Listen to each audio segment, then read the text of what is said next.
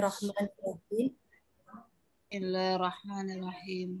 Bismillahirrahmanirrahim. Untuk kegiatan yang pertama, kita akan mendengarkan kata sambutan dari pengurus GPBI dan juga selaku bendahara Ibu Hernani MPD. Waktu dan tempat kami persilakan Ibu Hernani.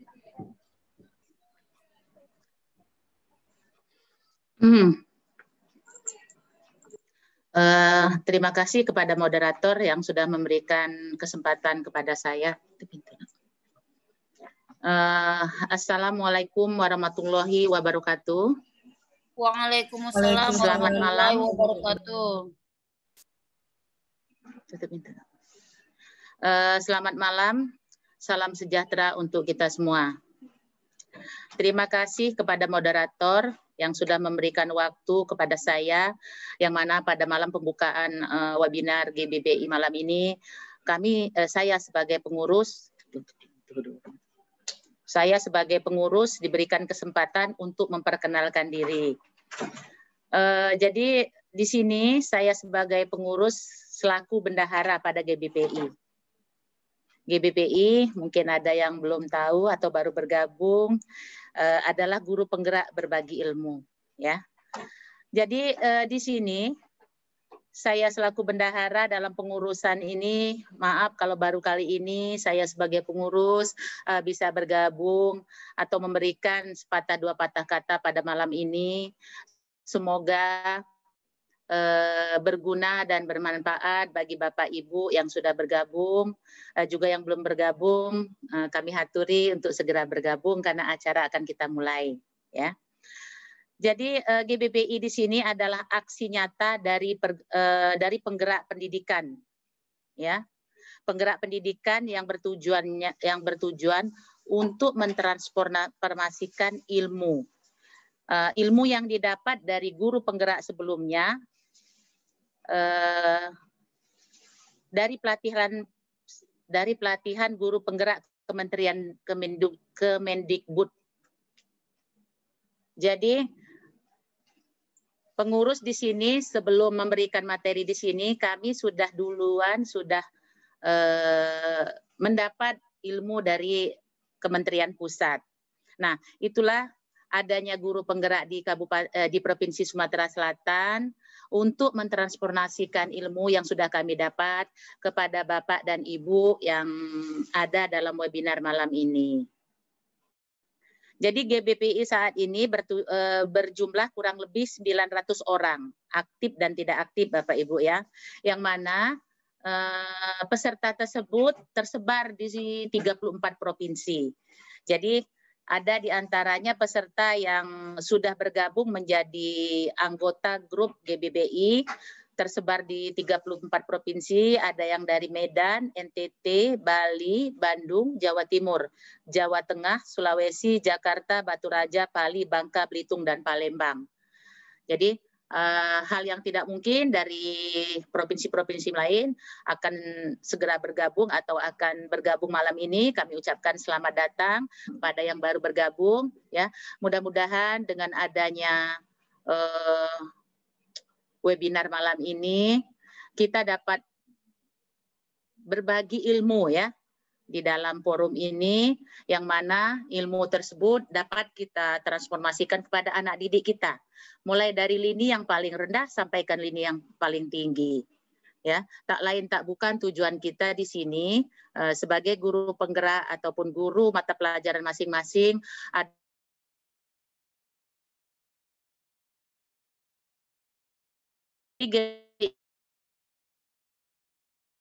sebar dan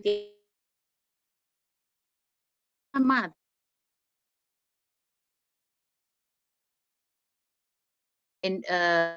yang ada di Indonesia ke depannya akan lebih baik, ya.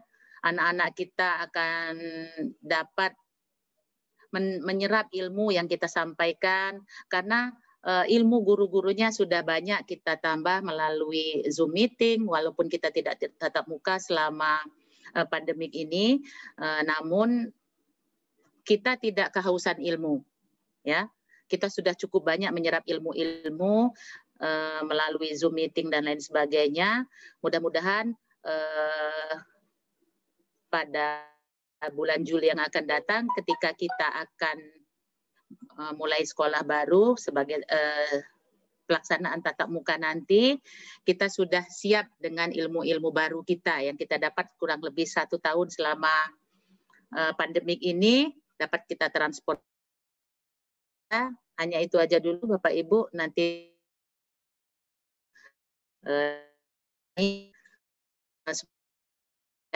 ini akan menghasilkan ilmu yang dapat bermanfaat untuk anak didik kita. Akhir kata saya ucapkan terima kasih, selamat bergabung bagi yang belum bergabung. Saya akhiri dengan wabillahi taufik wal hidayah. Wassalamualaikum warahmatullahi wabarakatuh. Selamat malam. Waalaikumsalam warahmatullahi wabarakatuh. Terima kasih Bu Hernani atas kata sambutannya. Baiklah Bapak Ibu, hari ini kita kedatangan 3 orang narasumber dan juga kita akan mendapatkan 3 materi, antara lain coaching, kemudian ada sumber daya aset, dan juga guru sebagai pemimpin pembelajaran.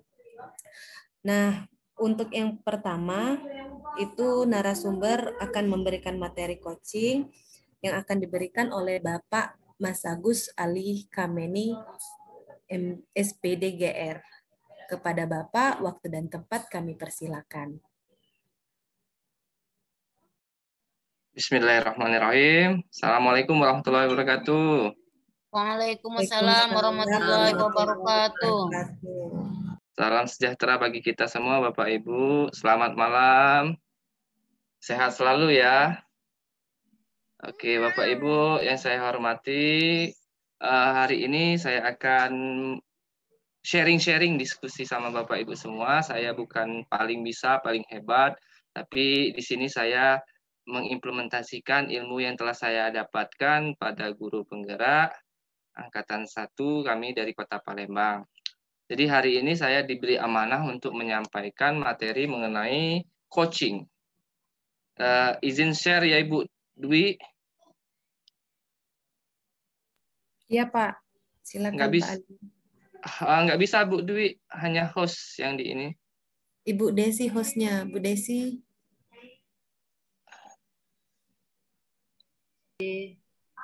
Sudah disetel coba. Oke, masih belum bisa Ibu. Host disable participant ya.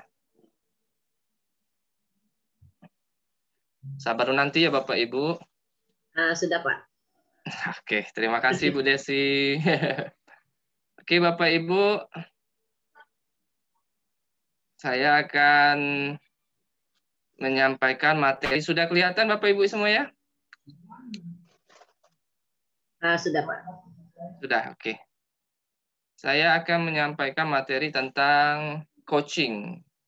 Ya, perkenalkan terlebih dahulu, nama saya Mas Agus Ali Kameni, SPD GR. Saya bertugas di SMP Negeri 59 Palembang, salah satu calon guru penggerak Angkatan 1 Kota Palembang. Target kita hari ini, guru dapat mengidentifikasi kelebihan dan kekurangan dalam melakukan coaching. Ya, oke. Sekarang nanti kita ini refleksi tadi. Sekarang apa itu coaching? Ya, jadi saya nanti menjelaskan ini hanya sekilas, nanti kita bisa sharing-sharing saja sama Bapak Ibu semua. Oke, sebelumnya ke situ, kita memahami bahwa murid kita ini sebagai suatu kertas kosong. Jadi sebagai kertas kosong harus kita isi. Nah, salah satu keterampilan untuk mengisi itu dengan keterampilan coaching. Coaching diperlukan karena murid adalah sosok yang merdeka. Di mana dalam sosok yang merdeka ini kita dituntut mencari solusi dan antisipasi dari suatu permasalahan yang dihadapi oleh peserta didik kita. Dalam coaching ini ada istilahnya coach, coaching dengan sama satu coachee sama yang menganalisisnya, ya. Oke, sekarang apa itu coaching? Coaching itu adalah aktivitas mengarahkan orang lain, coachee, untuk menyelesaikan masalahnya sendiri dan memaksimalkan potensinya. Jadi coaching itu aktivitasnya, coach itu orangnya, coachee itu yang menjadi istilahnya tuh objek yang menjadi permasalahannya. Tujuannya itu pertama menyampaikan sebelum ke sini dalam coaching kita harus mengenal namanya model Tirta. Tirta itu apa saja? Yang pertama adalah T, menyampaikan tujuan coaching tentang menggali potensi dan strategi dan pengembangan diri coachee. Apa saja yang kita lihat, apa yang kamu harapkan dari pertemuan kita hari ini. Yang kedua, hasil apa yang ingin dicapai. Yang ketiga, dalam pertemuan fokus tujuan kita itu apa. Yang keempat, agenda yang akan kita diskusikan itu apa. Jadi harus ada tujuan yang jelas dalam coaching. Selanjutnya I, tadi kan Tirta. Sekarang I, identifikasi. Dalam mengidentifikasi, kita memberikan pertanyaan-pertanyaan dan umpan balik yang mengarah pada identifikasi potensi coachee. Coachee tadi objeknya ya. Jadi pertama, apa saja itu? Apakah hal yang terpenting di hidup usaha ini? Ini contoh saja. Apa mimpi yang ingin dicapai? Yang ketiga, apa hambatan yang dialami dalam proses? Yang keempat, bagaimana kamu mengatasinya? Yang selanjutnya bisa Bapak Ibu baca. Terus R-nya, baru rencana aksi. Rencana aksi ini memberikan pertanyaan-pertanyaan dan umpan balik mengenai rencana aksi coachee dalam menyelesaikan permasalahannya. Salah satunya adalah, apa hal pertama yang menurutmu paling penting untuk dilakukan demi mencapai mimpi itu? Dari pertanyaan tadi, kita bisa membuat rencana aksinya. Terus, Tirta. A-nya adalah berikan tanggung jawab ya, memberikan tanggung jawab umpan balik mengenai komitmen coachee dalam menjalankan rencana aksi. Bantuan apa saja yang bisa dicari, 3 hal, terus menyimpulkan apa yang dapat kita dari pertemuan pertama ini. Ini model Tirtanya. Oke. Nah, baru kita mempraktekkan coachee. Saya contohkan ya, coachee yang sudah saya laksanakan. Oke, sebentar.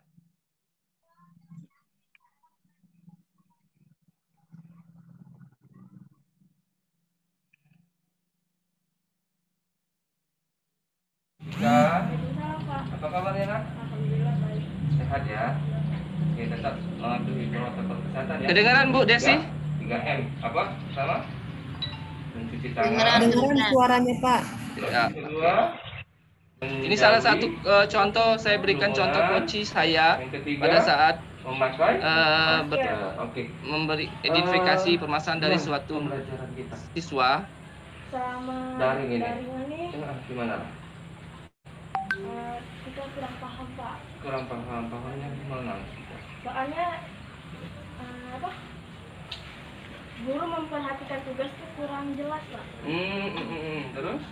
Dan banyak juga kurang ada paket internet.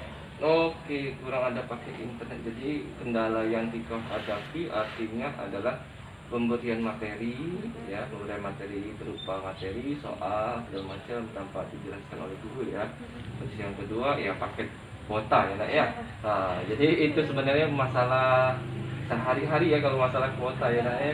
Oke. Selain itu ada lagi enggak kendala yang Tika alami? Apakah bermasalah sama gurunya atau bagaimana? Alhamdulillah bermasalah sama guru enggak ada ya. Oke.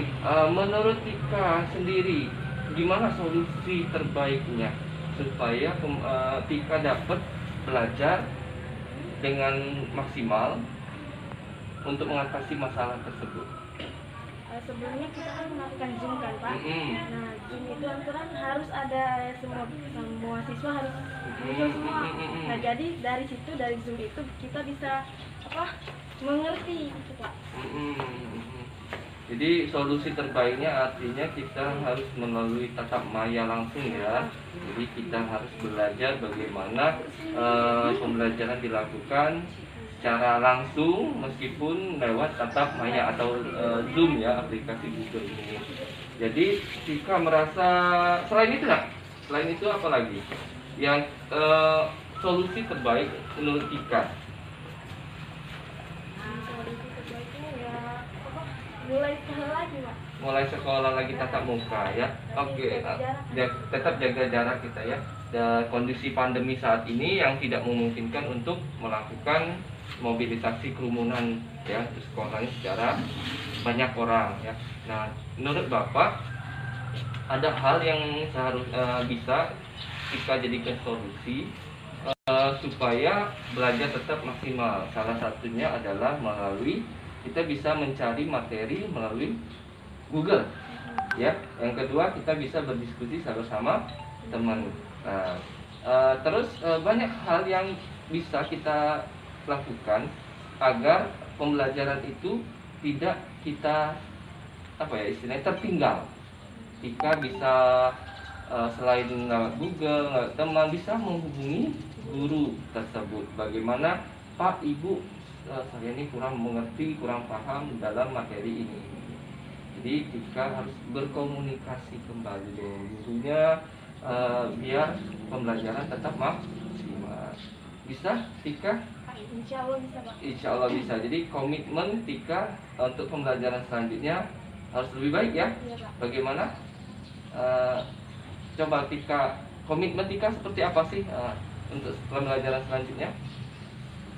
Lebih baik lagi, Pak. Lebih baik lagi ya, mungkin dengan solusi yang tadi ya nak ya. Oke. Jadi menurut Tika siapa sih yang bisa menolong Tika untuk saat ini belajar lebih maksimal lagi? Guru sama. Oke Bapak Ibu, mungkin itu saja Bu Desi.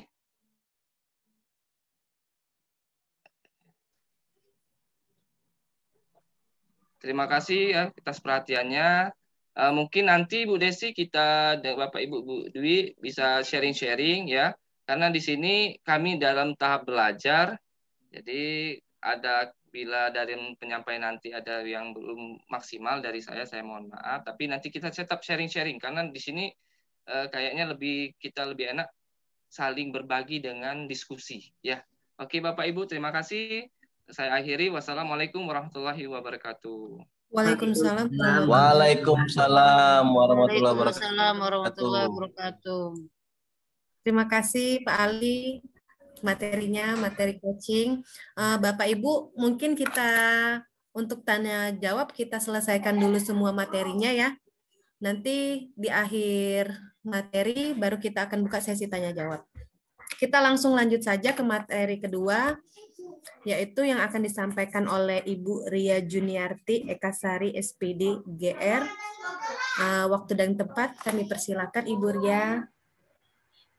Terima kasih Mbak Dwi. Bismillahirrahmanirrahim. Assalamualaikum warahmatullahi wabarakatuh. Assalamualaikum warahmatullahi wabarakatuh. Selamat malam Bapak Ibu semua, salam sejahtera untuk kita semua. Semoga kita diberi kesehatan di masa pandemi sekarang ya.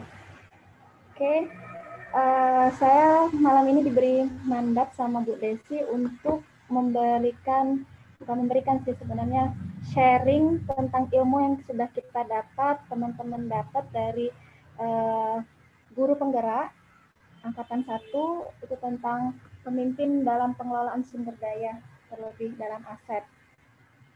Izin Mbak Dwi, Bu Desi untuk share screen.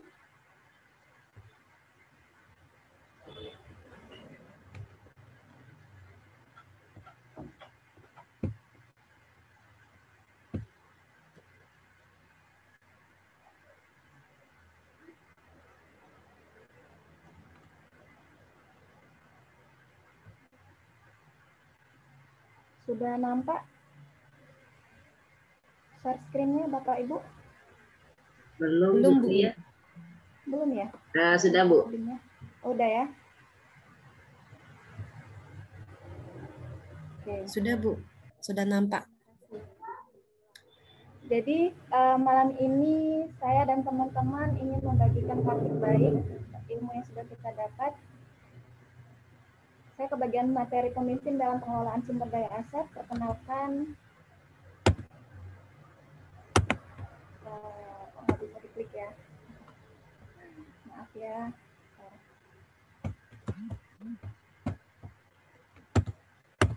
Oke.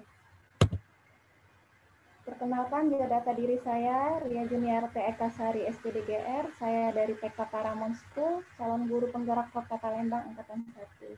Jadi sebelum saya melangkah lebih lanjut untuk materi, jadi saya ingin memberitahu kalau di guru penggerak ini ternyata tidak dari SD, SMP, SMA saja, tetapi TK bisa bergabung juga. Mudah-mudahan di sini ada teman-teman dari TK juga yang bergabung dalam webinar kita malam ini. Jadi pembelajaran dari guru penggerak ini secara umum, jadi tidak per level ya Bapak Ibu.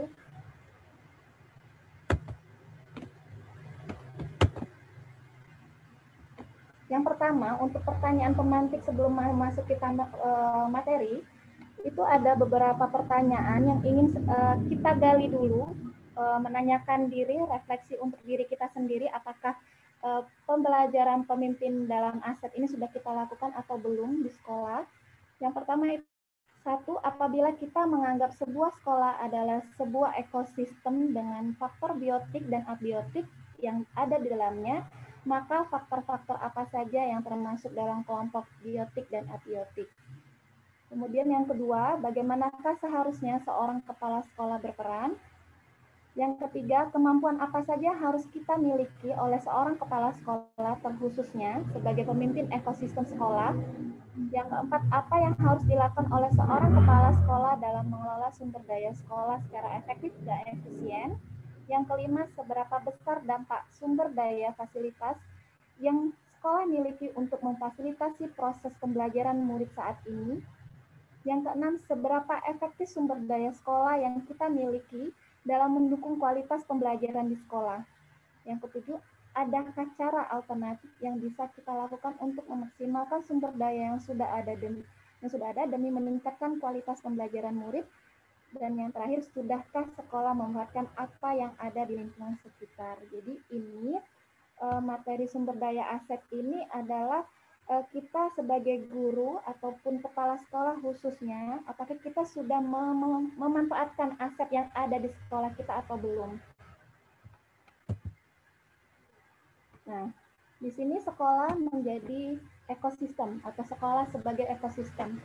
Sebuah bentuk interaksi antara faktor biotik dan abiotik. Kedua unsur ini saling berinteraksi satu sama lain. Jadi saling mempengaruhi ya Bu, antara faktor biotik dan abiotiknya.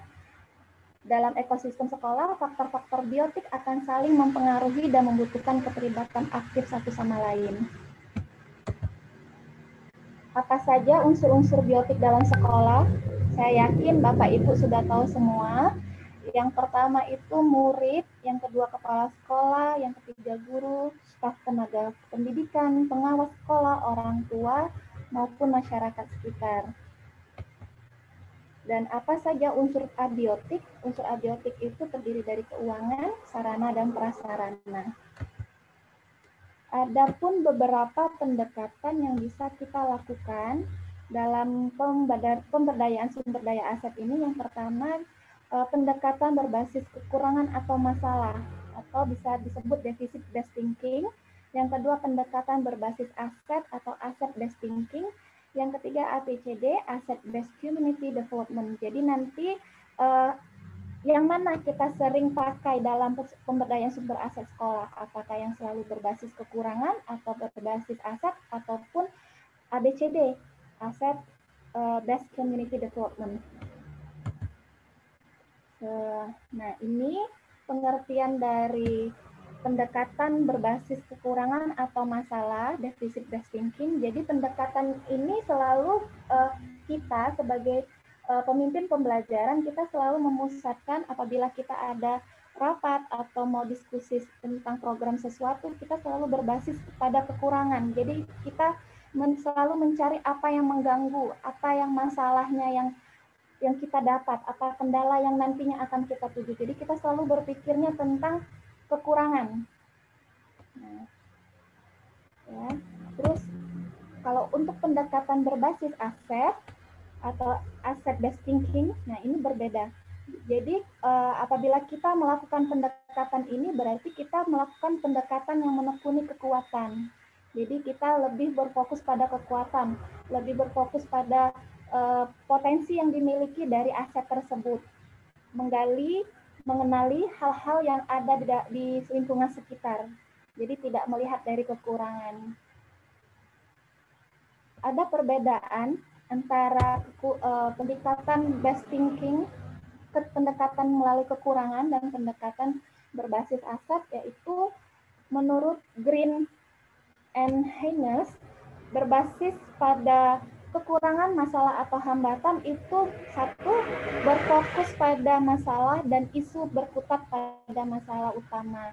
Jadi kalau untuk kekurangan itu selalu berputar dalam masalah.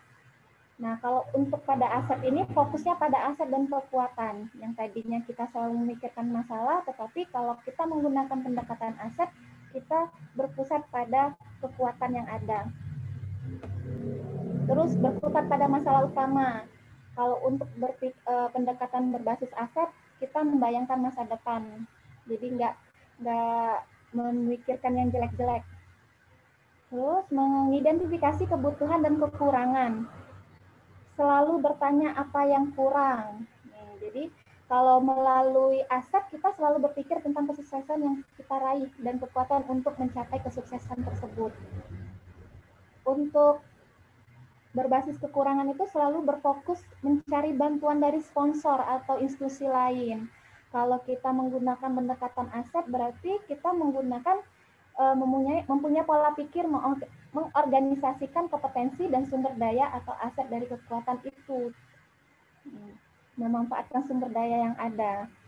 Terus merancang program atau proyek untuk menyelesaikan masalah. Kalau kita menggunakan pendekatan berbasis aset, kita selalu menggunakan atau merancang sebuah rencana berdasarkan visi dan kekuatan.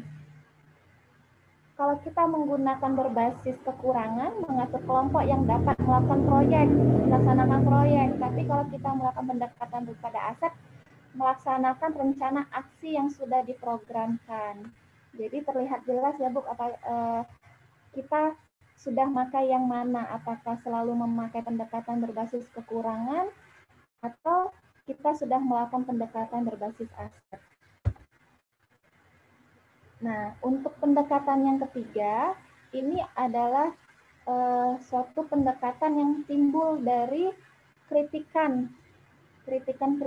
sehingga tercetuslah ada asset-based community development yang selanjutnya akan kita sebut dengan pengembangan komunitas berbasis aset PKBA.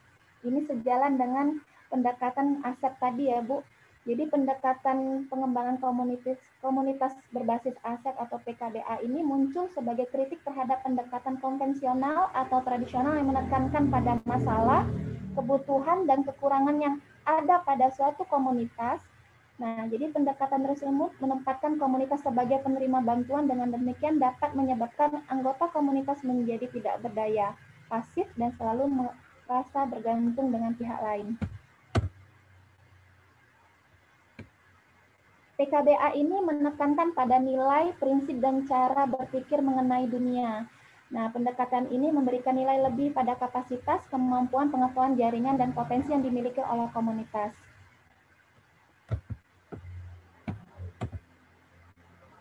Nah, selanjutnya, menurut Green dan Haynes, itu ada aset-aset dalam sebuah komunitas. Atau bisa kita sebut juga modal utama di dalam sebuah komunitas atau sekolah. Itu yang pertama, modal manusia. Seperti kepala sekolah, guru, staf kependidikan, murid, orang tua, pengawas, dan lain-lain. Ini adalah modal manusia kita semua. Misalnya saya beri contoh, kalau untuk modal manusia ini, kepala sekolah dan manajemen sekolah itu lulusan MPD atau S2 atau SPD. Terus gurunya lulusan SPD dan pengawasnya juga. Jadi itu adalah modal jual kita yang ada di sekolah, yang itu bisa kita promosikan juga dari modal manusianya. Terus untuk yang kedua, modal sosial. Modal sosial ini kita berhubungan dengan orang lain. Jadi ada contohnya asosiasi yang terdiri dari kegiatan formal dan informal. Yang ketiga, modal fisik. Modal fisik ini sudah jelas ya Bu, bangunan Bapak Ibu, bangunan sekolah, infrastruktur atau sarana dan prasarana. Yang keempat, modal lingkungan alam, tanah, kebun, danau, kolam, dan lain-lain. Jadi kalau kemarin teman-teman itu banyak aset lingkungan yang bisa dimanfaatkan ternyata. Misalnya sekolah kita luas dengan luas lapangan, luas halaman, dan itu bisa dimanfaatkan menjadi adiwiyata. Kita bisa bercocok tanam di sana. Jadi pemanfaatan lingkungan itu lebih bagus juga, lebih penting juga untuk kita lakukan karena itu modal jual sekolah kita juga. Terus modal finansial. Jadi modal finansial ini income sekolah yang kita dapatkan, apakah dari tabungan, investasi, SPP, atau ada donatur-donatur lainnya. Yang keenam, modal politik, keterlibatan sosial lembaga pemerintah yang ada. Dan yang terakhir, modal agama dan budaya. Nah, jadi inilah Bu, Bapak Ibu yang dapat saya bagi malam ini tentang modal aset. Jadi banyak sekali ternyata yang belum tanpa kita sadari aset-aset yang ada di sekolah yang menjadi sebagai daya jual kita, daya promosi kita untuk menarik peserta didik untuk datang ke sekolah kita. Dan ini juga bisa salah satu pengembangan kualitas dari sekolah kita. Terima kasih Bapak Ibu, apabila ada salah kata mohon maaf. Terima kasih Bu Desi, Bu Dwi. Assalamualaikum warahmatullahi wabarakatuh. Waalaikumsalam warahmatullahi wabarakatuh. Terima kasih Bu Ria, materi pengembangan aset itu sangat menarik ya, karena di lingkungan sekolah kita itu tanpa kita sadari banyak sekali aset-aset sekolah kita yang bisa kita optimalkan dalam pembelajaran keseharian. Baik Bapak Ibu, kita masih lanjut lagi materi yang terakhir. Itu masih tentang pemimpin pembelajaran. Kita persilakan Bapak Gustaf Elias SPD, waktu dan tempat. Silakan Bapak Gustaf.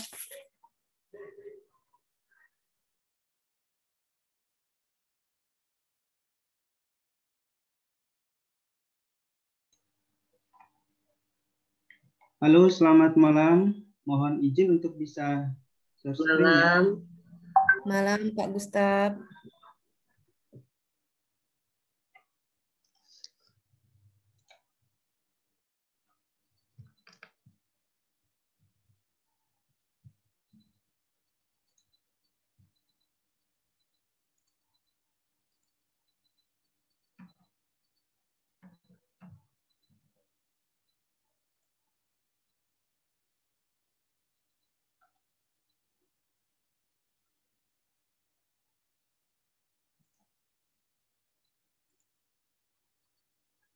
Apakah sudah kelihatan? Sudah Pak. Sudah. Sudah Pak. Oke, terima kasih kesempatannya. Saya berharap masih setia mendengar, belum pada ngantuk.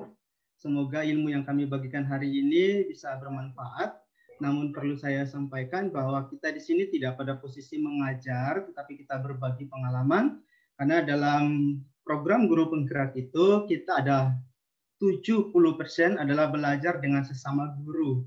Sehingga walaupun kami terlibat langsung dalam program guru penggerak, selebihnya itu adalah modul-modul yang kami terima dan kami praktekkan di sekolah sambil belajar bersama para guru yang ada di sekolah.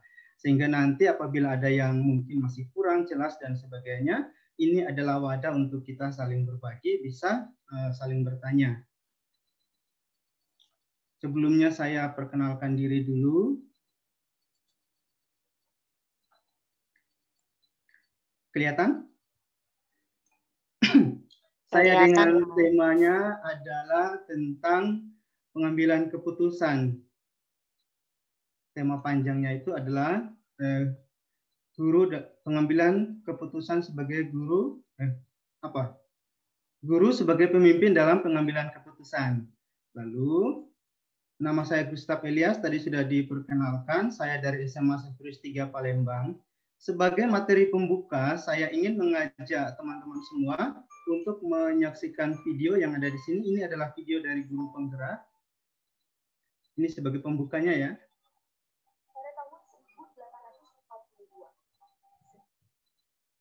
Bentar ya. Kapal laut menabrak gunung es. Keadaan ini diperparah dengan kondisi langit yang menunjukkan tanda-tanda akan adanya badai. Para penumpang segera bergegas menuju perahu penyelamat guna menyelamatkan diri. Perahu penyelamat yang dibuat untuk 7 orang kini berisi 30 penumpang. Kapten kapal sadar, perahu penyelamat itu akan tenggelam karena mengalami kelebihan muatan. Oleh karena itu, kapten menghimbau agar beberapa orang turun dari kapal penyelamat. Namun, tidak satupun penumpang yang menuruti permintaan kapten kapal. Karena mereka tidak mau ditinggalkan dan tenggelam di lautan. Melihat badai semakin dekat, kapal mengambil tindakan drastis. Dia mulai mendorong orang-orang yang dinilai lebih lemah keluar dari perahu penyelamat. Lebih baik menyelamatkan sebagian penumpang daripada seluruhnya tenggelam. Begitulah yang ada di pikiran sang kapten. Ternyata, sebagian penumpang yang ditinggalkan berhasil bertahan dan hidup. Mereka kemudian menuntut sang kapten kapal, dan kapten kapal pun diadili. Jika Anda adalah salah satu juri dalam pengadilan kapten kapal, apa yang akan Anda putuskan? Prinsip apa yang digunakan dan mengapa?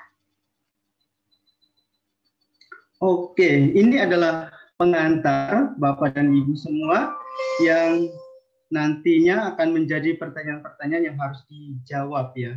Tapi sebelumnya saya lanjut materinya terkait dengan tema saya atau judul materi saya hari ini adalah tentang pengambilan keputusan. Ketika kita berbicara tentang pengambilan keputusan, di sana kita diperhadapkan dengan dua pernyataan, yaitu dilema etika dan rujukan moral. Di mana dilema etika adalah suatu kondisi yang dihadapi oleh seseorang, di mana ia harus membuat keputusan tentang perilaku seperti apa yang harus dilakukan, dan secara moral pilihan yang ada keduanya benar secara moral tetapi bertantangan. Nah, pada video kapal tadi kita sudah lihat bahwa kapten beralasan demi menyelamatkan sebagian penumpang yang menurut sang kapten itu memiliki kekuatan yang kuat yang menurutnya masih bisa selamat tetap berada di atas kapal, sementara yang dipandang fisiknya agak lemah itu didorong dan jatuh. Dengan harapan dengan berkurangnya penumpang maka kapal akan seimbang. Itu adalah alasan kapten. Ternyata mereka yang didorong semuanya selamat. Dan mereka datang ke pengadilan lalu melaporkan apa yang dilakukan oleh si kapten. Di sana kita bisa melihat apakah si kapten sedang melakukan suatu kebenaran atau tidak. Akan terjadi pertentangan. Sang kapten berjuang untuk menyelamatkan sebagian. Kalau semua orang berada di atas kapal, menurut sang kapten kapal akan tenggelam sehingga semua akan mati. Disitulah terjadi pertentangan yang kita sebut dengan dilema etika. Secara moral mungkin benar, tetapi bertantangan. Sementara untuk rujukan moral adalah situasi yang terjadi ketika seseorang harus membuat, ini bukan menuat ya, tapi membuat keputusan antara benar atau salah. Kelihatannya kedua istilah ini mirip atau sama, tetapi kita bisa melihat perbedaannya. Singkat penjelasannya adalah ketika kita berbicara tentang dilema etika, kita sedang diperhadapkan dengan peristiwa benar melawan benar. Itu dilema etika. Sekali lagi, ketika kita berhadapan dengan dilema etika, di sana ada pertentangan antara benar melawan benar. Lalu tentang rujukan moral, ini situasi yang dimana di sisi lain kita bisa melihat itu sebagai suatu kesalahan, tetapi di sisi lain kita juga bisa melihat itu sebagai suatu kesalahan. Namun ketika kita tidak mampu melihat bahwa di situ ada rujukan moral, yang ada di otak kita biasanya kita menganggap itu sebagai dilema etika, sehingga kita tidak bisa melihat kesalahan di balik kejadian itu. Padahal kita perlu menyadari bahwa tidak semua peristiwa dapat dianggap sebagai dilema etika, tetapi di sana juga ada bujukan moral. Tentu ada sesuatu yang salah yang tidak bisa dilawan atau dihentikan. Itu terkait dengan bujukan moral dan etika. Kenapa kita perlu mempelajari dilema etika dan bujukan moral dalam pengambilan keputusan? Ini sangat penting sekali. Kenapa? Kalau kita hanya melihat tentang dilema etika saja, pengambilan keputusan biasanya kita terlalu kaku. Sulit untuk berbuat apa-apa. Kaku dengan apa sih yang mau kita buat, serba salah. Maka kita perlu jeli untuk mempelajari ada juga bujukan moral yang mau mengajari kita bahwa tidak semua yang kita hadapi itu merupakan sesuatu yang melemahkan kita atau dilema, tapi ada sesuatu yang salah yang harus diperbaiki. Itu maksud saya. Lanjut ya. Nah, terkait dengan dilema etika, kita kenal ada istilah paradigma. Di sini ada 4 paradigma yang telah kami pelajari. Yang pertama adalah individu melawan masyarakat. Yang kedua, rasa keadilan melawan rasa kasihan. Rasa kebenaran melawan kesetiaan. Jangka pendek melawan jangka panjang. Kasus tentang individu melawan masyarakat, tentang individu ini tidak berarti tidak selamanya berarti sendiri atau satu orang. Bisa saja individu di sini adalah kelompok kecil, sementara masyarakat ini bisa kita terjemahkan sebagai kelompok besar. Jadi tidak selamanya ini menggambarkan satu orang, lalu ini menggambarkan banyak orang, tetapi kelompok kecil dengan kelompok besar. Nah, terkait dengan paradigma dilema etika tentang individu melawan masyarakat, kita bisa melihat contoh sederhananya ketika ada peristiwa di mana di rumah sakit misalnya ada seorang ibu yang mau melahirkan, lalu ibu menginginkan agar tidak lakukan operasi atas kelahirannya, tetapi oleh alasan dokter ingin supaya ibu dioperasi karena alasan keselamatan, tetapi ibu bersikeras agar tetap melahirkannya secara normal.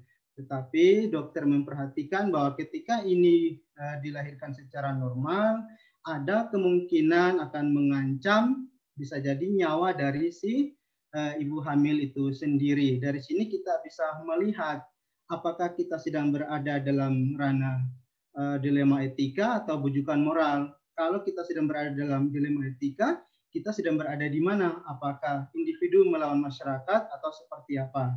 Nah, kita bisa melihat di sana individu yang dimaksud adalah si pasien itu sendiri, sementara masyarakat ini adalah ikatan dokter itu sendiri. Kenapa?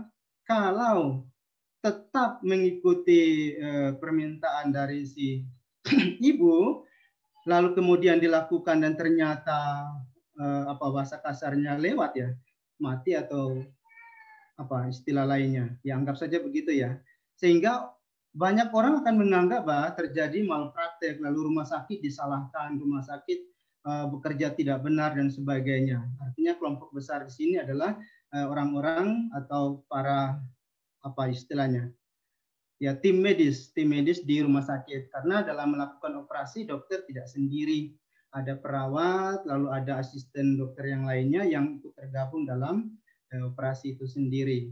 Lalu kita lanjut dengan rasa keadilan melawan rasa kasihan.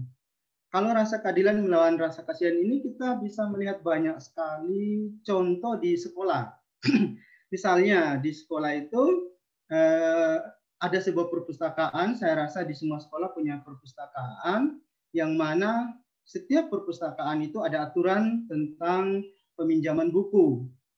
Jika bukunya itu dipinjam dengan aturan 2 minggu harus kembali, ternyata siswanya dikembalikan lebih dari 2 minggu, anggap saja 3 minggu begitu, maka dalam peraturan ini siswa dinyatakan lalai atau menyalahi peraturan karena tidak mengembalikan buku. Tetapi si siswa ini kenapa dia kok terlambat mengembalikan buku? ternyata memang siswa ini saat meminjam buku banyak sekali yang harus dia pelajari. Dan bisa dikatakan bahwa dia ini adalah kutu buku. Semua guru tahu bahwa murid ini adalah murid yang paling rajin belajar. Bahkan dalam waktu-waktu luang dia hampir-hampir tidak ada waktu untuk santai-santai atau bergurau, dia terus membaca buku. Sehingga ketika kejadian ini terjadi, biasanya ada dilema etika yang terjadi di sana. Dilemanya apa? Ya, sudah saya sebutkan di sini, yaitu keadilan melawan kasihan. Kalau tentang keadilan, maka penjaga perpustakaan harus memperlakukan anak ini sama dengan semua siswa yang lain, bahwa dia harus mendapat bisa dikatakan hukumannya, bayar denda atau mungkin membeli buku tambah dan sebagainya, tergantung peraturan perpustakaan di sekolah masing-masing, karena dia telah melanggar aturan, yaitu bahwa buku harus dikembalikan pada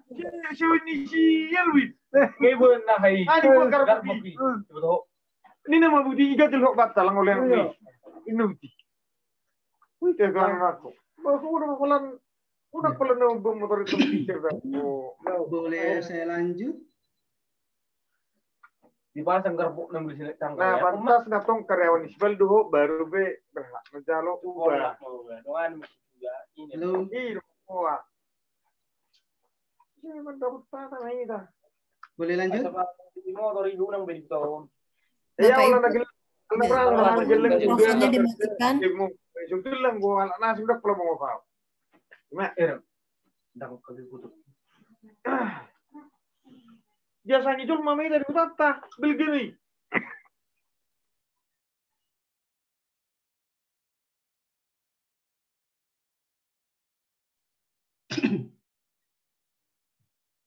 Saya lanjut ya.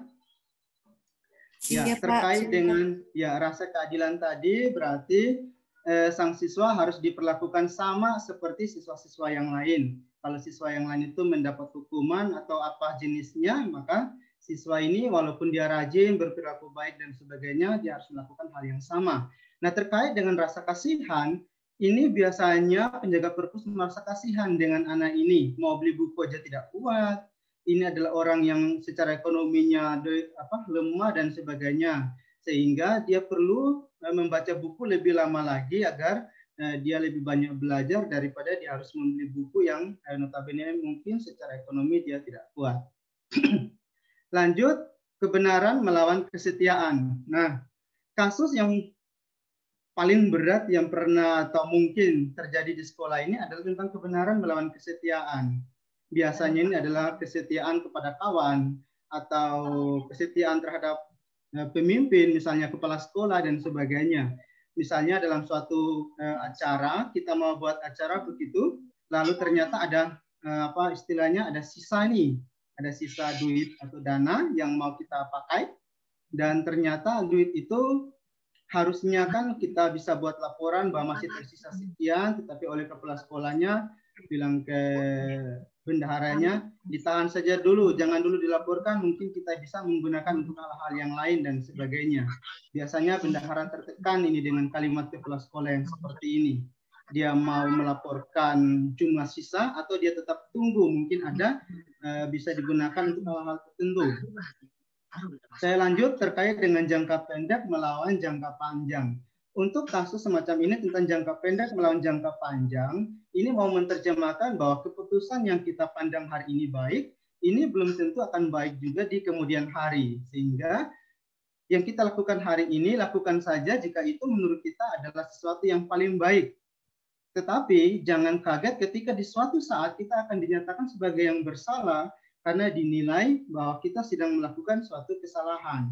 Tetapi dalam kasus semacam ini, di masa yang akan datang, yang bersangkutan tidak bisa disalahkan atas kasus yang sudah dia lakukan. Kenapa? Karena dia sedang melakukan kebenaran di saat itu, dan kebenaran di saat itu tidak bisa kita jadikan kebenaran lagi di masa yang akan datang. Ini yang dimaksud dengan paradigma jangka pendek melawan jangka panjang. Lalu kita lanjut lagi dalam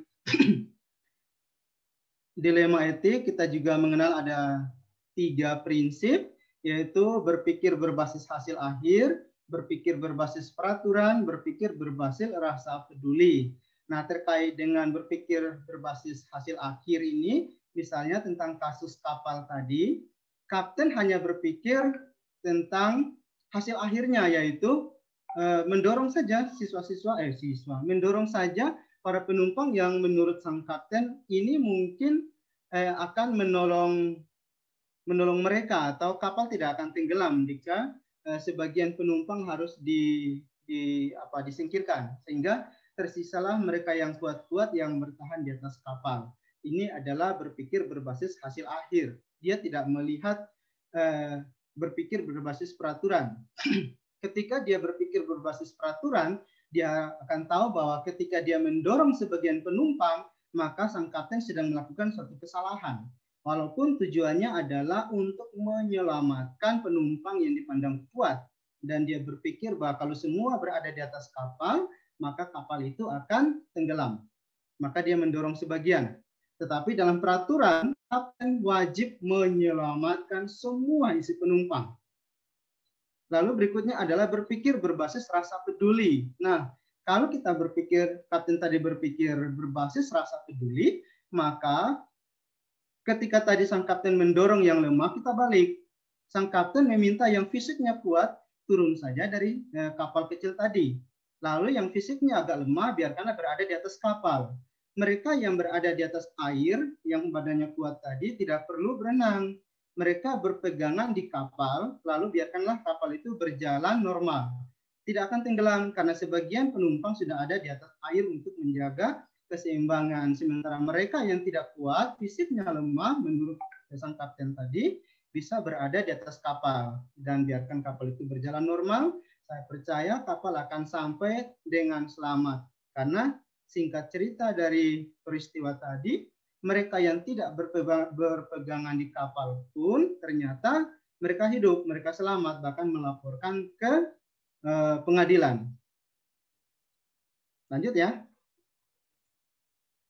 Nah, berikut ini adalah ketika kita menyelesaikan suatu persoalan dalam pengambilan keputusan dengan menggunakan rasa dilema etik, maka kita akan diperhadapkan dengan 9 langkah-langkah.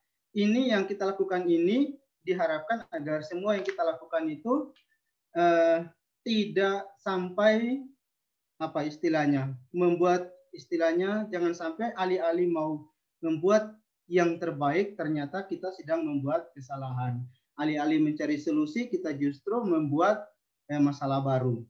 Maka dalam guru penggerak ditawarkan ada 9 langkah. Yang pertama adalah mengenali adanya nilai yang saling bertentangan dalam situasi yang dihadapi.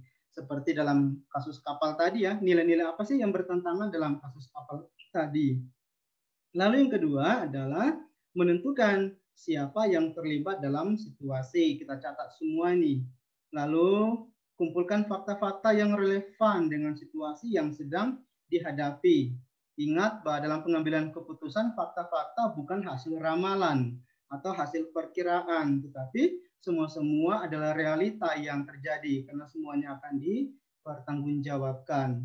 Lalu yang keempat adalah melakukan pengujian benar atau salah dengan uji sebagai berikut.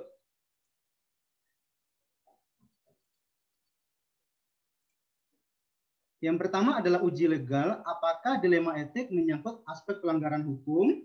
Yang kedua adalah tentang regulasi, tentang standar profesional. Lalu tentang uji intuisi. Uji intuisi ini menyangkut perasaan kita. Menurut perasaanmu, salah nggak sih? Seperti itu ya. Lalu uji halaman depan koran. Nah, ini ketika kita dihadapkan dengan uji halaman depan koran ini, pertanyaannya apakah kita berani ketika keputusan yang kita ambil itu akan dimuat di halaman depan koran. Dan jika kita berani, apakah itu tidak membuat sekolah kita atau instansi kita terancam reputasinya? Kalau ternyata itu terancam, maka pikirkan kembali, jangan-jangan keputusan yang kita ambil itu salah. Lalu yang ujian terakhir adalah uji panutan. Uji panutan ini yang dimaksud adalah kita itu berpikir keputusan yang kita ambil ini apakah sama dengan idola kita ketika mengalami situasi yang sama. Apakah idola kita juga melakukan hal yang sama seperti yang kita lakukan? Itu tentang uji panutan. Kalau ternyata yang kita lakukan ini kita menganggap bahwa jangan-jangan panutan saya tidak merestui, maka dipikirkan kembali. Langkah selanjutnya adalah pengujian paradigma benar melawan benar. Berikutnya adalah melakukan prinsip resolusi. Lalu investigasi opsi trilema. Terakhir adalah buat keputusan. Jangan lupa setelah membuat keputusan, kita melakukan refleksi kembali. Sudah benarkah apa yang kita lakukan itu? Demikian presentasi dari saya kembalikan ke moderator. Terima kasih.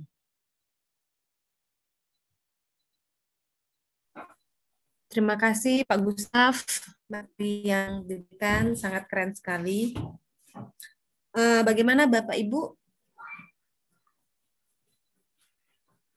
Dari ketiga materi ini, yang mau bertanya bisa mengangkat tangan atau langsung buka mikrofonnya. Dipersilakan bagi Bapak Ibu yang ingin bertanya, waktu dan tempat kami persilakan.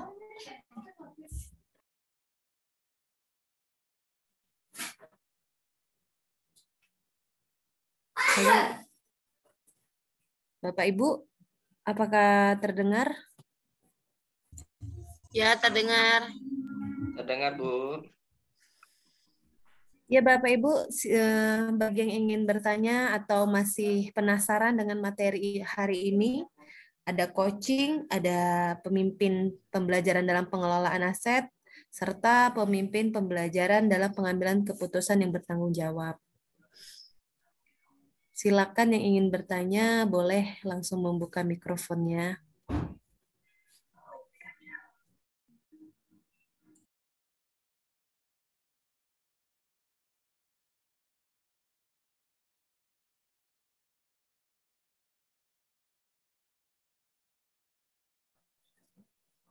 Apakah materinya cukup jelas, Bapak Ibu?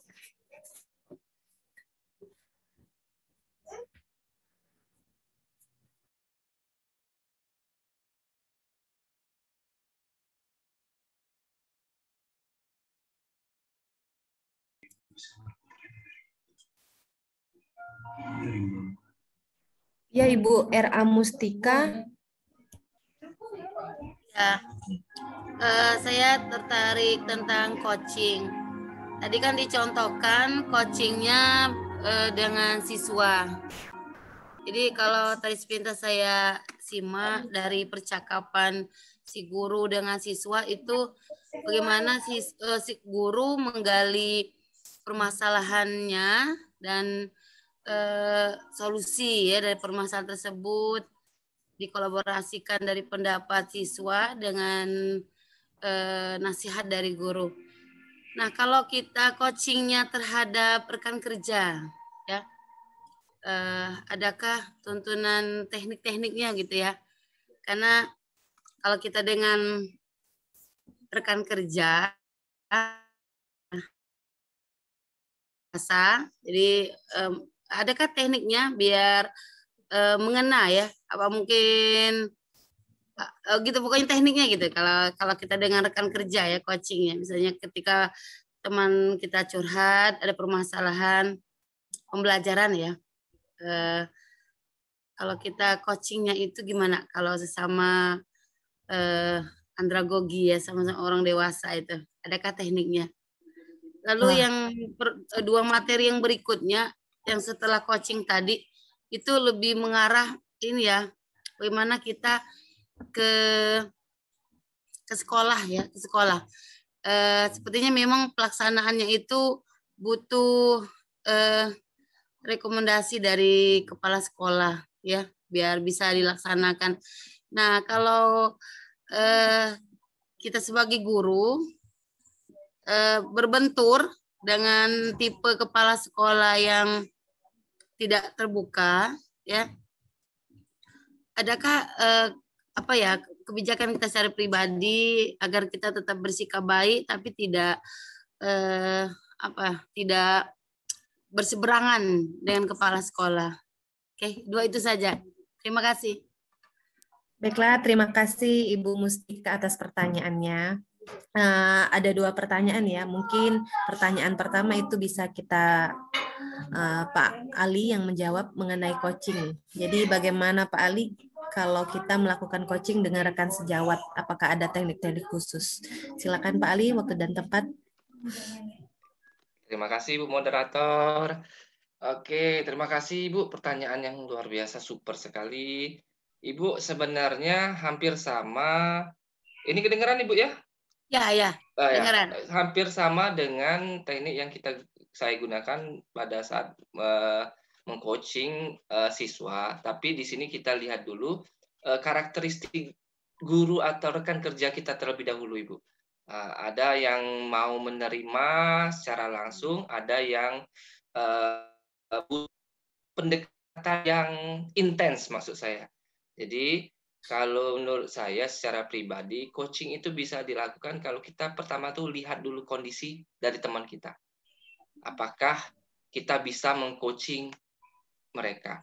Kalau seandainya teman kita itu dalam wataknya belum bisa menerima, kita pelan-pelan mengcoachingnya. Mungkin dalam 1 atau 2 hari kayak gitu, Ibu.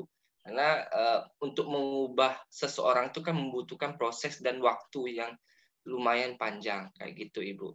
Ya, tapi yang pasti kita menggali informasi, permasalahannya, solusinya, komitmennya, kapan mau mengubah permasalahan menjadi hal yang baik itu perlu waktu, ya Bu ya. Itu aja Ibu. Kalau itunya harus pakai model Tirta tadi, ya Ibu, model Tirta yang tadi kita harus berpatokan ke model Tirta tersebut. Oke Ibu, mungkin itu saja. Terima kasih. Ya, sama-sama. Terima kasih juga Pak. Bagaimana Bu Mustika, itu tadi sudah dijawab sama Bapak Ali mengenai coaching. Ya, nanti bisa minta yang model tirtanya itu biar lebih bisa Ibu, dipahami tahap-tahapnya itu. Nanti dikasihin modelnya, terus nanti saya kasihin skrip ya bagaimana mengcoaching. Salah satu contohnya aja Ibu, sama rekan kerja. Oke, Bu, terima kasih. Sama-sama. Terima kasih juga.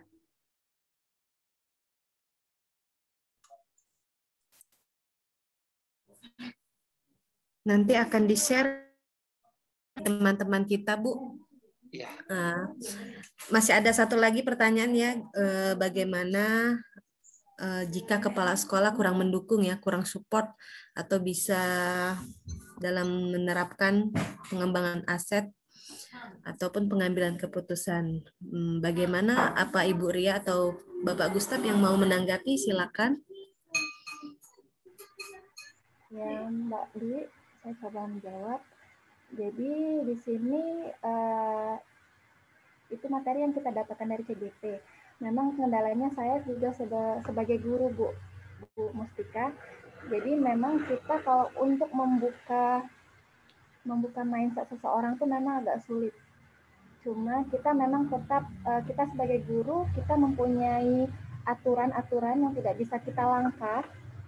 Kita tetap koordinasi sama kepala sekolah kita tetap kasih masukan-masukan yang baik. Kedepannya nanti kita bagaimana, apa yang kita akan lakukan, kita tetap koordinasi, kita tetap berkolaborasi dengan harapan nanti kepala sekolah akan terbuka tentang apa yang kita harapkan. Karena tentang pemberdayaan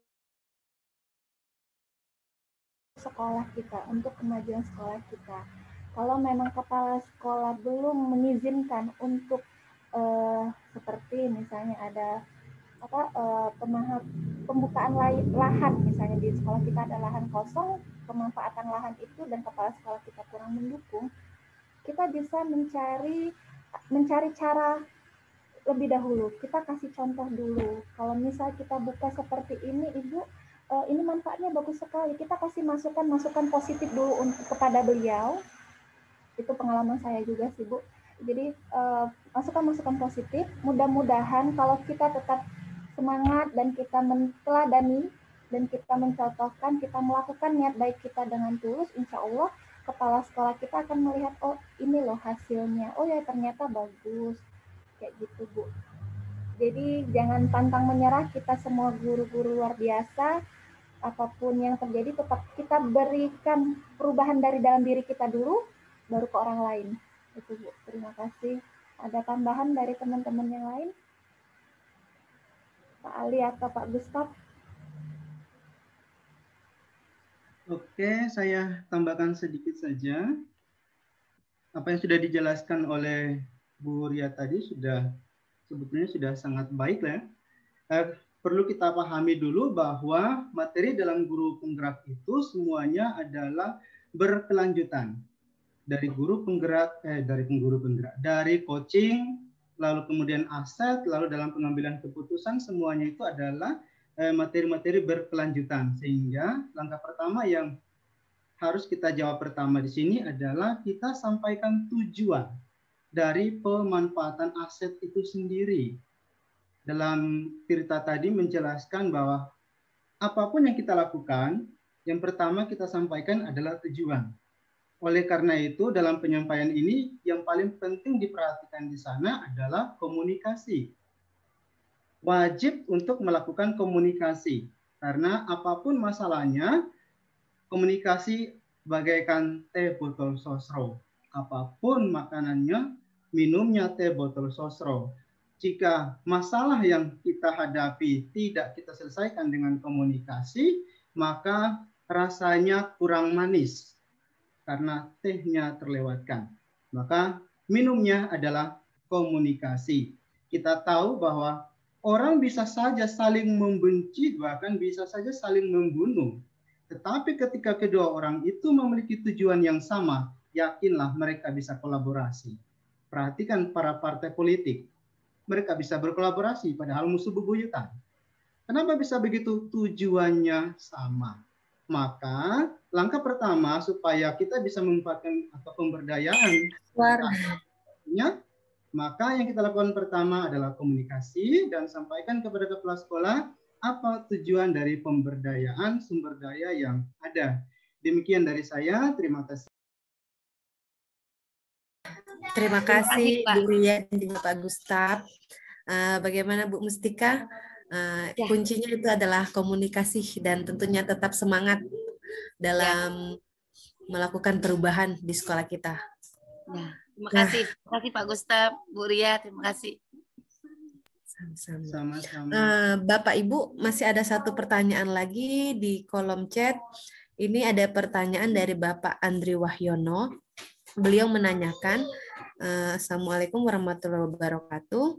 Saat ini kita sedang dihadapkan pada masa PPDB, khususnya tingkat SMA. Temuan yang pasti didapati oleh seorang kepala sekolah adalah adanya surat sakti dari pihak tertentu yang tidak bisa terelakkan oleh kepala sekolah. Apakah yang akan dilakukan oleh CGP saat ini sekiranya nanti menjadi seorang Kepsek? Bagaimana Bapak Ibu? Siapa yang akan menanggapi? Dipersilakan. Dimulai dari pembicara pertama boleh. Bagaimana Bapak Gustaf? Dimulai dari pembicara pertama. Oke, baiklah. Kita terlebih dahulu. Bagaimana pendapatnya Bapak Ali? Oke, bisa aja kalau Pak Gustaf nih. Giliran kayak gini ke kita ini Bu, biasa ini. Ini menurut pendapat kita secara pribadi Bu ya Bapak Ibu. Oke, seandainya nih kita nantinya terpilih jadi kepala sekolah, hal itu menurut pendapat saya tidak bisa terelakkan, harus kita lakukan. Jadi itu tadi dilema yang disampaikan oleh Pak Gustaf, dilema. Nah, jadi ada berapa dilema, disitulah yang kita pelajari pada guru penggerak ini. Dilema-dilema ini yang kita pelajari dan insya Allah akan menjadi istilahnya itu mendapatkan solusi jawabannya. Jadi kalau saya secara pribadi, ya saya nggak bisa ngelak Ibu, nggak bisa ngelak. ya, karena itu semacam perintah atasan, ya, dan harus kita lakukan. Nah, dan insya Allah jika itu kita lakukan dengan kita lihat dulu niat kita nih apa, kita luruskan niat kita ini, intinya kita menolong, ya, dilemanya ini adalah menolong. Mungkin nanti dilanjutin oleh Pak Gustaf ya, karena ini menyangkut dilema ya. Tapi itu saja Ibu yang bisa saya sampaikan. Ya, terima kasih, lebih dan kurang saya mohon maaf. Terima kasih Pak Ali. Boleh selanjutnya Ibu Ria, kalau berdasarkan urutan dari narasumber. Oke, baik, silakan Mbak Dewi. Terima kasih urutan ya. Kebagian semua ini. Oke, jadi kalau seandainya jadi kepala sekolah, sebenarnya saya ini surat sakti ini sempat nanya tadi Japri sama Pak Gustaf, apa itu surat sakti? Karena kami di TK nggak ada surat sakti. Oh ya, benar kata Pak Ali tadi, ini balik lagi ke pengambilan keputusan. Jadi setiap apa yang kita ambil keputusan itu mempunyai dilema-dilema sendiri yang pastinya apabila kita mengambil sebuah keputusan itu akan mempunyai resiko. Jadi balik lagi ke diri sendiri, apakah kita sebagai kepala sekolah nantinya kita sudah siap dengan resiko tersebut atau belum. Kalau kita sudah siap dengan resiko berarti kita jalankan surat sakti itu. Tapi kalau kita belum siap, berarti kita mundur. Dilema-dilema etika dalam kepemimpinan itu pasti tetap ada. Jadi balik ke diri masing-masing. Itu Bu, itu Mbak Dwi. Luruskan niat ya Bu ya. Luruskan niat, ya luruskan ya, niat. Benar Bu ya. Itu Oke. Dari Kak Ali itu luruskan niat. Terima kasih Bu Ria. Nah ini mungkin yang kita tunggu-tunggu narasumber kita yang baru saja memberikan materi pengambilan keputusan. Bagaimana Bapak Gustaf? Dipersilakan untuk menjawab. Ya, terima kasih kesempatan yang diberikan. Menurut saya ini pertanyaan yang spektakuler ya. Karena sebetulnya dalam selama menjalani pendidikan guru penggerak, kita belum disuguhi tentang benar Pak. Kasus apa ini? Pandemi. Surat sakti Pak, surat sakti Pak, PPDB. Tapi saya ambil secara umum saja bahwa ini adalah kondisi di mana kepala sekolah diposisikan pada posisi yang benar-benar sangat dilema ketika dia tidak menjalankan. Saya anggap saja begini ya, ketika surat sakti itu datang dari orang-orang yang dalam hal ini ketika tidak menjalankan akan membuat sekolah kita akan menjadi sesuatu banget. Bisa jadi popularitasnya menjadi hilang dan sebagainya. Atau kalau kita menerima itu bisa jadi popularitas kita mungkin bisa naik, tetapi dalam sisi lain kita sedang melakukan suatu kesalahan yang nantinya kesalahan itu akan berdampak lebih buruk dari yang kita perkirakan. Oleh karena itu dalam pengambilan keputusan ini alangkah baiknya kita harus mengikuti berbagai langkah-langkah yang tadi sudah saya jelaskan. Lalu apa yang sudah kita buat, terakhir yang harus kita perhatikan di sana adalah refleksi kembali. Apakah sudah benar? Kalau ternyata belum, ya pertimbangan. Kenapa?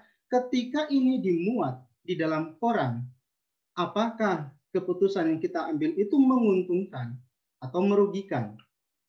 Memang dalam hal ini kita agak kaku. Kakunya apa? Terkadang kita terlalu, bahasa kasarnya saya, terlalu ego dengan apa yang menurut saya benar.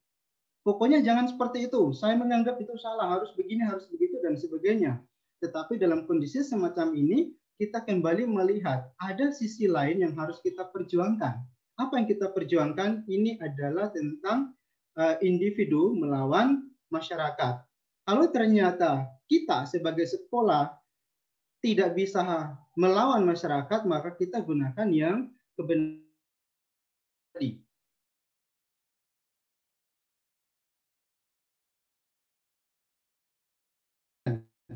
Jika kita menerapkan keadilan jauh lebih baik, maka kita terapkan keadilan.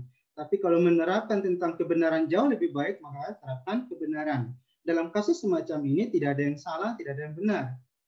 Tadi contoh kasus sudah saya kasih contoh, ketika anak yang terlambat mengumpulkan buku seharusnya dihukum. Tetapi karena dia butuh buku, dia ekonominya lemah, dia harus membaca buku itu berkali-kali, karena kalau dia kembalikan buku itu, dia harus menunggu 1 minggu kemudian baru dia bisa membaca kembali, karena menunggu giliran, atau enggak dia harus membeli buku.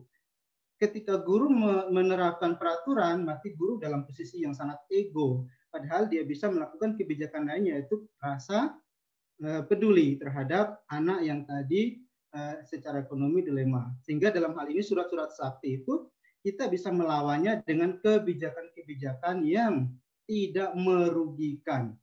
Jadi tidak berarti bahwa semua yang kita lakukan itu benar menurut kita. Ada juga kebenaran kita menjadi kesalahan menurut orang lain. Maka penting sekali kita harus melihat kebenaran itu dari sisi yang lain. Itu jawaban dari saya. Jangan sampai karena ego kita merusak segalanya karena merasa paling benar. Terima kasih. Terima kasih Pak Ali, Ibu Ria, dan Pak Gustaf. Jawaban yang luar biasa ya. Ini saya lihat ada Ibu Vivi Suryani yang angkat tangan. Ibu Vivi? Bagaimana Ibu Vivi? Apakah ada yang ingin ditanyakan?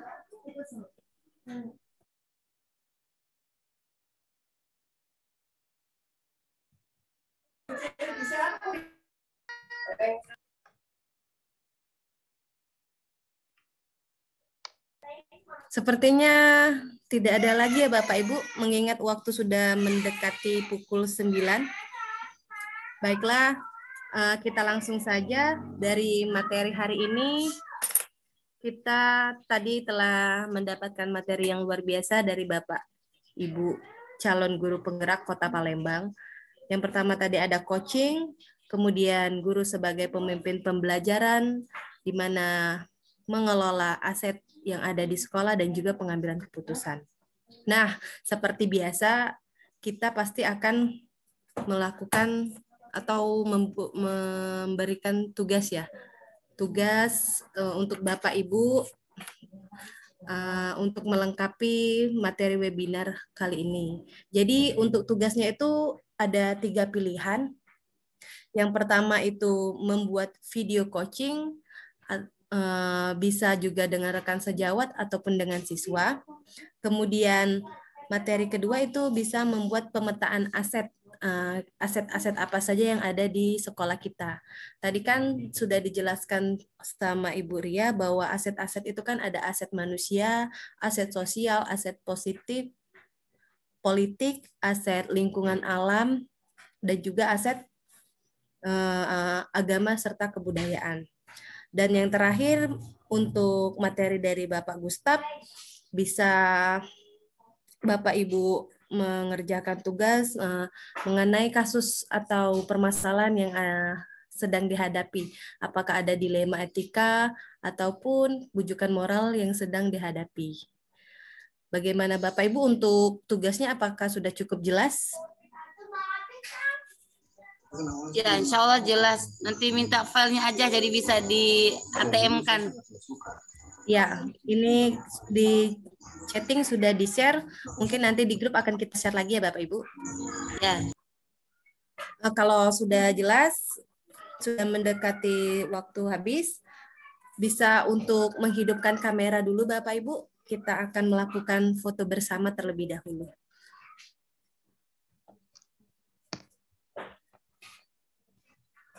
Sesi foto bersama.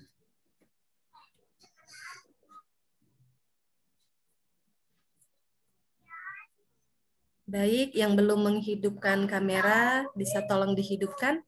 Kita akan mengambil foto bersama. Oke.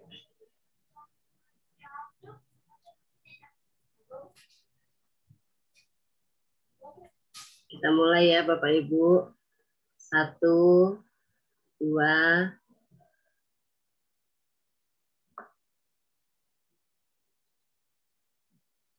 3. Sudah.